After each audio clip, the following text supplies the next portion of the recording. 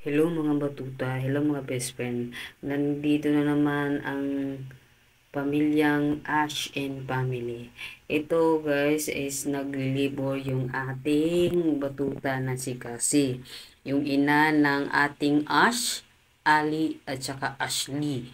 So yung unang anak niya is Mil na black na may halong red.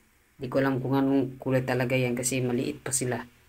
So, sobrang na-shock ako guys kasi sobrang taba ng kanyang papis. Yan, sobrang taba talaga yung kanyang papis. At saka hindi siya nahirapan mga anak. Nakikita nyo guys na wala akong glove. Yes, of course. Hindi ako sanay talaga sa gloves. Masanay ako na hindi mag-gloves pero naka-alcohol naman yung aking mga kamay. Kaya malinis po yung aking kamay bago hawakan yung ating puppies. So pinapakita ko sa inyo kung paano ko sila tulungan dahil para naman sa mga haters at sa mga basher ko dyan. Lumabas na naman sila. Ayan, tinulungan ko sila, hindi ko hinayaan yung aking batuta dahil para mabilis silang manganak. Ayan, pinutol ko ang kanyang pusod ng aking batuta. Pero guys, mag-iiwan kayo ng mga 1 inch sa kanyang pusod.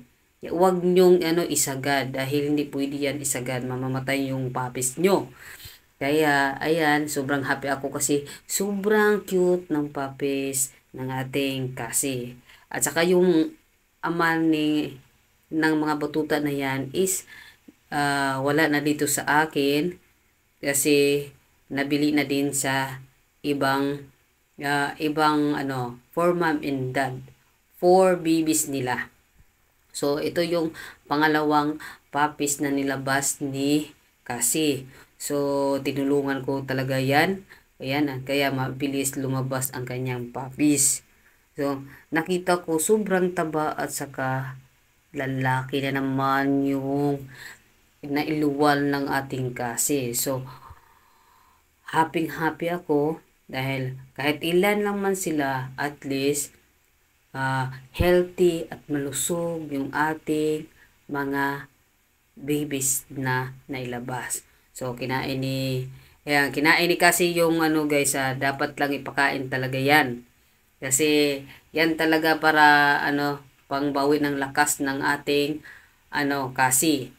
So guys, yan lang talaga. Hanggang dito na lang yung aking video. Bye! Ayan guys, dalawa na yung ating anak na bagong newborn. Si Cindy at saka si Cassie. Dalawa lang yung anak niya.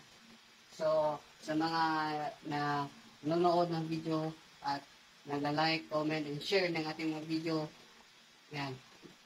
Huwag niyong kalimutan mag-follow dahil namimigay tayo ngayong Heart Month, ngayong araw ng mga puso, 2025. Kaya, yan, follow and share my video. Guys, ganito. Bye.